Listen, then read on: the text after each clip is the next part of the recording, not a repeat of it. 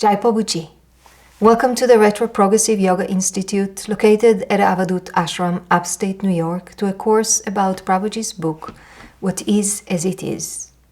I'm Swami Ramananda. I'm a disciple of Prabhuji since 1994. In this course, we will go and deepen our understanding of Prabhuji's teachings in this book, while we will bring references from many other books and lectures by him. I will also share some of the more intimate teachings given by Prabhuji to the monastic disciples during walks at the ashram. Those were not recorded in any lecture or written in any book, but were well documented by leaving their mark in my heart and soul, and I'm sure on the souls and hearts of the other disciples as well. This book is different from his other books because he didn't write it, but it is a collection of satsangs that were transcribed and compiled into a book, and it includes various different subjects such as Hatha Yoga, Karma Yoga, desire, repression and sublimation, meditation, the spiritual search, and more. And during the course, we will go and explore the subjects one after the other as we advance in our meetings. This course does not intend to give us the way of understanding Prabhuji, because there is nothing of this kind. Life is multidimensional, and Prabhuji keeps unfolding new ways to look at reality. His teachings are not methods or dogmas that we can teach systematically, because he's not intending to give us any dogmatic answers that will give us a false feeling that we know, but rather his teachings are a call for self-inquiry, observation, and authentic discovery. This course is my humble offering where I share my understanding of Prabhuji and how his teaching, guidance, and presence influencing my path, which is my life. It's also an invitation to you to use this light of wisdom to illuminate this self-exploration trail that you're walking on.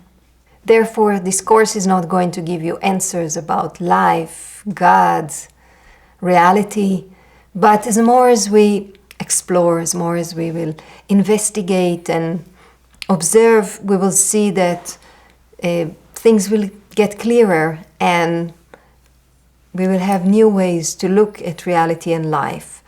It is not that we will accumulate answers, but our questions will open us to new horizons. Prabhuji's wisdom never closes us to a certain point of view, but actually invite us to open infinite windows and doors. And the title of the book already is a big invitation, just to read what is as it is. What does it mean? What is as it is? When he's sharing with us, the disciple, the process of his recent writings, he go and explore, there are all those philosophers were dealing with what reality is, and are we able to perceive reality as it is? Or maybe our concepts and ideas block us from seeing reality. And we can see that if we're speaking about the is, it's a very, as Prabhuji said, Heideggerian question. What is this is?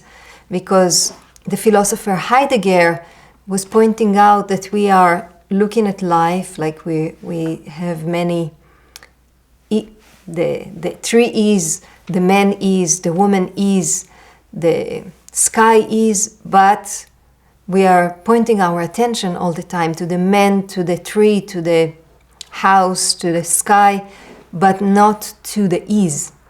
And what Martin Heidegger was pointing out, we are all the time busy in the phenomenal world, but let's go and deepen our understanding of the is. And we will not go and learn phenomenology or ontology here. There will be a lot to discover in Prabhuji's coming books, but what we can see already from the title is that we shouldn't take it for granted. Like, no, there is so much here just behind this word. What is as it is? Is it possible that there is an is that is not as it is? Or what is reality in general? What is truth? What is false or illusory? And we can go and continue to ask, are there things that block us from seeing reality as it is, or the is as it is? And what those things can be? Is it possible that my desires, my ambitions, my attachments prevent me from seeing reality as it is? Or maybe my concepts and preconceived ideas don't let me see things clearly? Maybe I'm projecting things on reality. And there are so many things to inquire and question just from this title. And we will not get to it now, because the last satsang in this book is actually dedicating to this title, What is as it is. So we will go back to those questions towards the end of the course. But I wanted to emphasize here the importance of questioning. And already, like, just by questioning, we opened so many directions to explore, and so already the horizon of our vision is much wider. As Prabhuji explained, most people take life for granted and take ready-made answers to answer the most existential questions of our lives. Real spiritual seeker is someone that is ready to put aside his preconceived ideas, his beliefs, and to be able to jump into the mystery of life. And that's what we will try to do in this course, like just to open a crack in our preconceived ideas and enjoy the light of wisdom that Prabhuji brings us and the vision that he opens in front of us. Prabhuji's passion for the truth and his love for religion made him delve deep into different religions and their scriptures, as well as the great, like the teachings of the great thinkers of the world. And his teachings are very wide and at the same time very deep.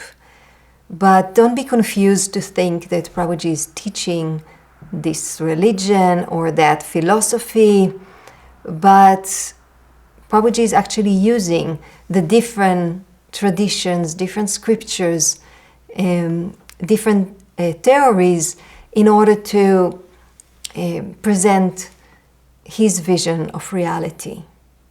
And Prabhuji is very knowledgeable, but his greatness is not related to his knowledge, even that it can be highly appreciated, but from his knowledge of himself, from his study of himself, and from his self-realization, or from his realization of what is as it is.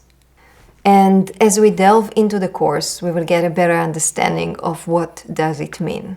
Before we delve into the course, I would like to read a few paragraphs from Prabhuji's introduction to his books, which give us some kind of a direction or guidance of how to relate or in which attitude to go into Prabhuji's teachings. And I will read. I'm a simple intermediary who share his experience with others.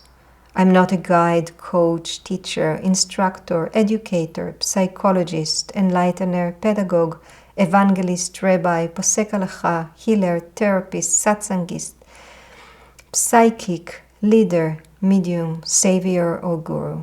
I'm only a traveler whom you can ask for directions.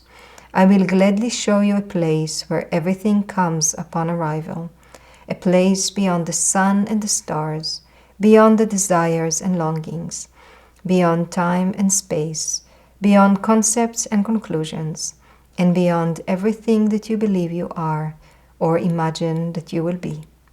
Prabhuji is sharing his own experience with sincere seekers. He's not here to solve our problems or to entertain us, to perform miracles or to motivate us. He's just here to guide us to the water, but we will need to drill our own well and drink by ourselves.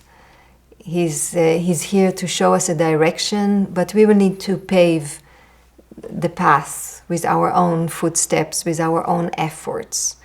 And this path has a beginning but no end, and this is the beauty of it. And I would like to read another section from the preface. It is not my intention to convince anyone of anything. I do not offer ideology or philosophy, nor do I preach or teach. I simply think out loud. The echo of those words may lead you to the infinite space of peace, silence, love, existence, consciousness, and absolute bliss. Do not search for me. Search for yourself. You do not need me or anyone else, because the only thing that really matters is you. What you yearn for lies within you as what you are, here and now. Prabhuji is not trying to convince anyone of anything. He shares what he sees, and this inspires seekers to search for themselves. As he said, he's only speaking out loud, and if the echo of these words find our ears and it inspires us, it will just direct us inwards to search within ourselves. And now let's dive into the course. As we said, this book is transcription of different satsangs with Prabhuji, and the introduction of the course is actually also a satsang of itself, a short satsang, where Prabhuji opened by explaining what satsang is. And I will read.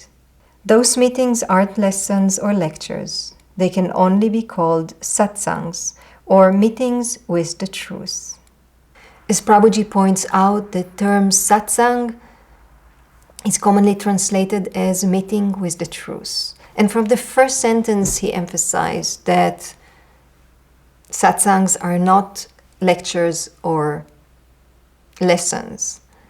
And in various of his teachings and lectures, Prabhuji mentioned the difference between the disciple and the student, the teacher and the master, and also between a class and a satsang. And also in the book here, Prabhuji go and deepen into it.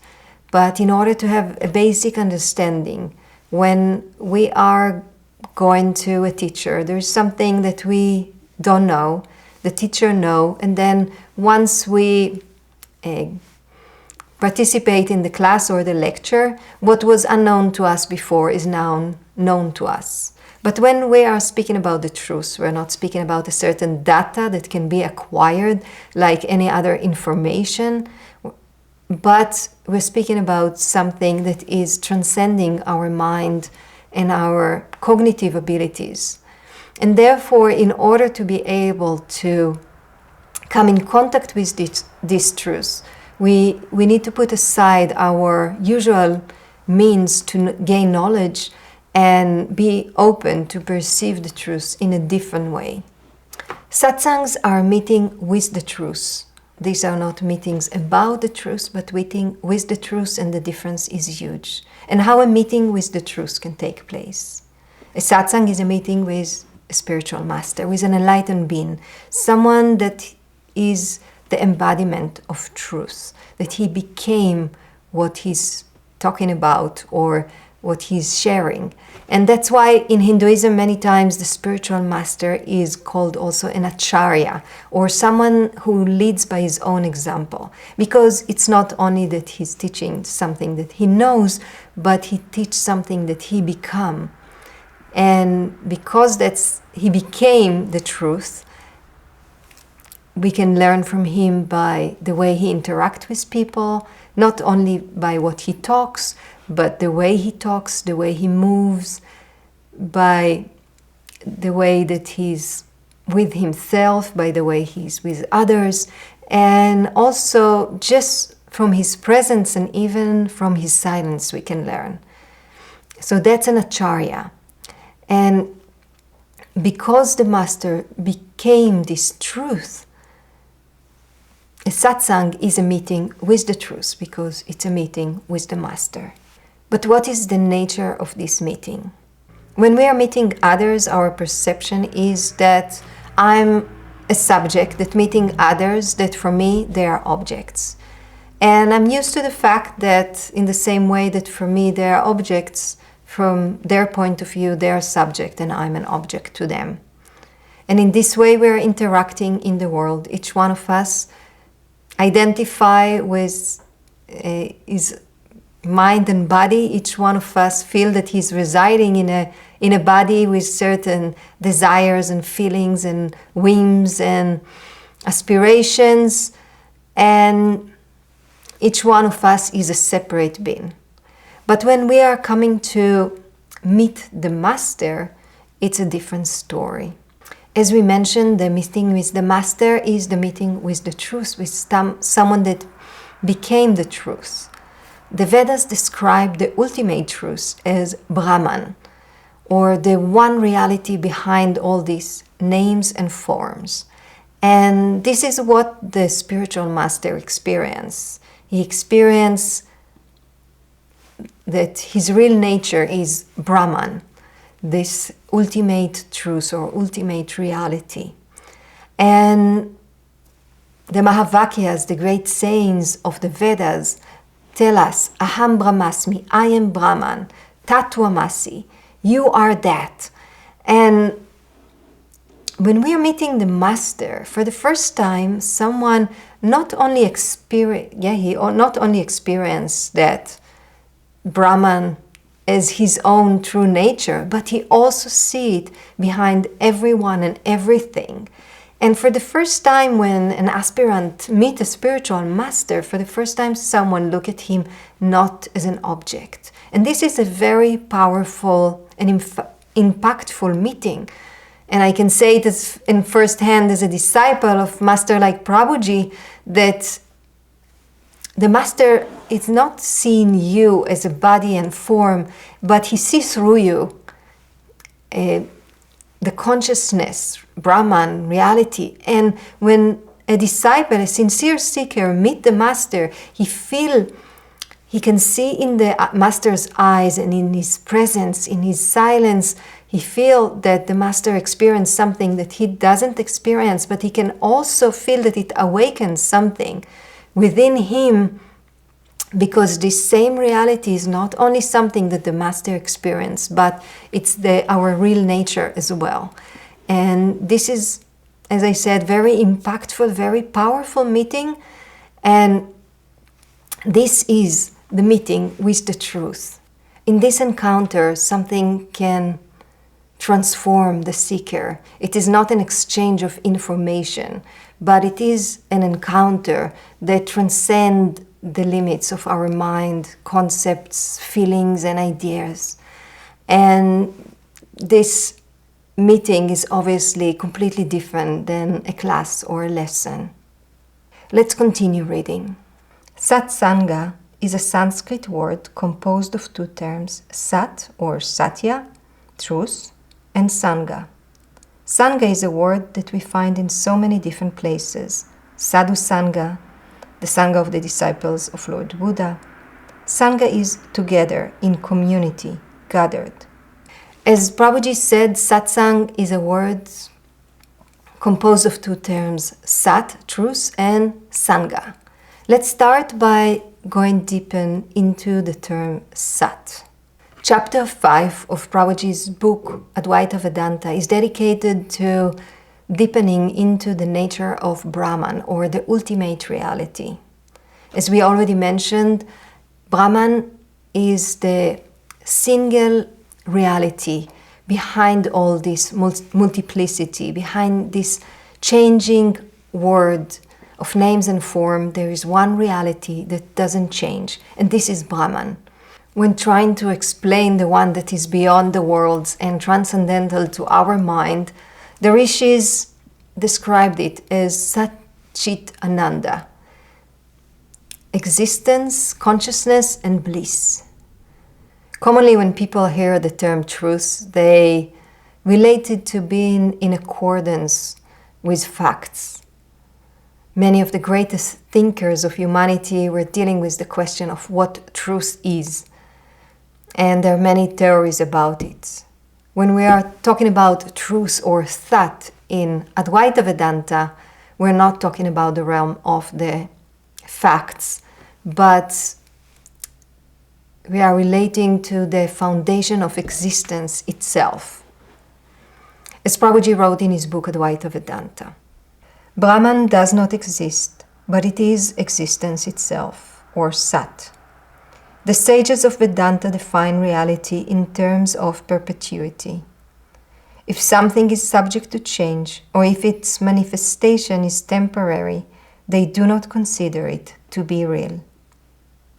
According to Vedanta, truth is only what is eternal, or what has a permanent existence.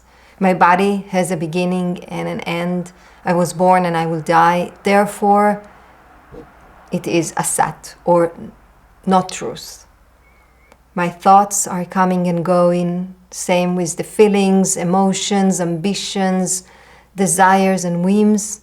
All those are Asat, or not truth. Everything in this material existence has a beginning and an end, and therefore is considered to be not truth.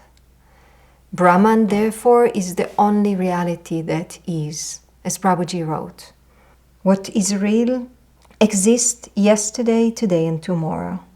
Only what is immutable can be considered real. Therefore, since its absolute immutability, Brahman is the only reality. The ultimate reality or existence is Sat, because it is the only thing that always was and will be.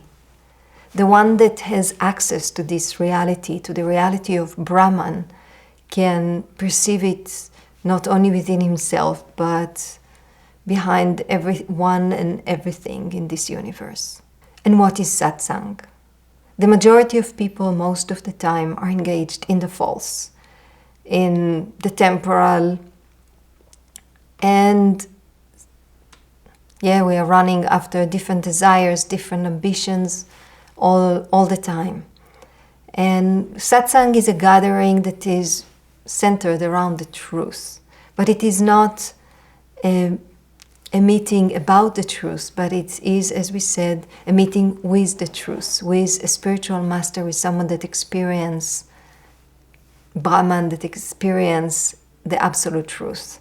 And in this meeting, something can transform the life of someone that is present there, because it is contagious in a way. And this brings us to the term that Prabhuji mentioned, the sadhu sangha. Sadhu sangha, as Prabhuji said, is sangha is together in community gathered.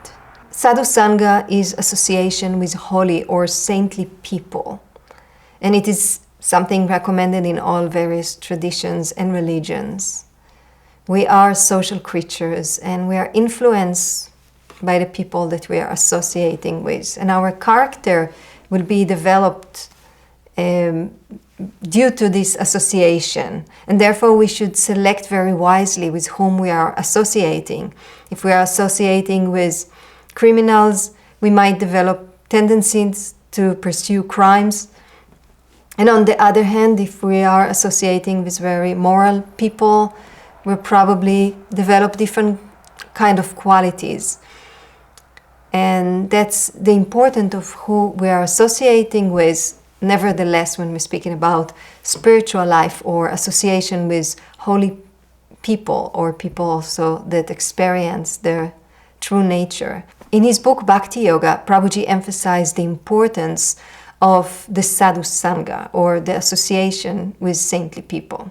And I will read. Devotion cannot be learned intellectually. It is not a matter of methods or techniques. Prema, sacred and pure love, is like a virus that can only be caught through contact with someone who carries it. Thus, we might say that pure devotees of the Lord are those who have been transformed into a tremendously contagious element of devotion. Herein lies the great importance of sadhu sangha, the company of great souls, and satsang, association with a sage who has realized the truth. This explains why for spiritual aspirants it's so essential, the association with the master, and why the importance of accepting, serving, living with a spiritual master. By connecting with an authentic spiritual master, one can contact the truth or sat and get infected by it. And Prabhuji also mentioned the Sangha of the disciples of Lord Buddha. As we mentioned, Sangha is together or in community. And the Sangha of Lord Buddha was founded by the Buddha himself around him in order to create a supportive environment for the monks and nuns that renounced the world and decided to dedicate their life to practice the teachings of the Buddha. Traditionally, anyone that accepts the Buddhist tradition is recommended to take shelter under the three jewels of Buddhism, which are the Buddha, the Dharma, which is the teaching, and the Sangha, which is the community of other fellow spiritual seekers or monks and nuns. Traditionally, today in modern Buddhism, many people just relate to the Sangha as the whole community of Buddhist seekers, or just relate to the Sangha of specific lineage, also for monks and lay disciples, but traditionally it was related to the monks and the nuns. But there is another Sangha, which is called the Arya Sangha. So there is the Bhikkhu Sangha, which is the Sangha of the monks, and the Bhikkhunis Sangha, which is the Sangha of the nuns, but there is also the Arya Sangha, which is the Holy Sangha. And this is not related to where the Buddhists that are part of the Arya Sangha reside, but to their level of consciousness. The Buddhism divides 4 levels of enlightenment, and whoever experiences one of these 4 levels is considered part of the Arya Sangha. And this is actually the Sangha where the Buddhists are recommended to take shelter of, because those are the ones that are see something, that experience something that can lead us on the right path and give us inspiration. And here we see the similarities between the recommendation in the Hindu tradition of the importance of the sadhu sangha, the association with the holy people, association generally with like-minded aspirants, but also mostly the association with the sadhu, and how in Buddhism they emphasize so much the importance of the sangha, but mostly to take shelter and protection of by the Arya Sangha, or the holy Sangha of the ones that actually experience or see reality. And to summarize what we talked today, satsang is a meeting with the truth, not a meeting about the truth. It's not a class or a lesson, but a meeting with the truth, because we're meeting a spiritual master, which is the embodiment of truth. He became the truth itself. Sat is truth, and it's synonymous to existence, because what is true is what was, is, and will always be. And the master is the one that experiences it, that perceive Brahman within himself and behind everyone and everything. And by meeting with the master, by associating with the sadhu or with the Arya Sangha, we can come in contact with the truth itself. And this association, this communion is contagious, and we can get infected by meeting or encountering a real enlightened being. In our coming classes, we will go and proceed reading, and as we get in touch with the message of Prabhuji, things will get clearer, and we will open our vision to different ways to look at reality. Thank you for joining us today. Jai Prabhuji.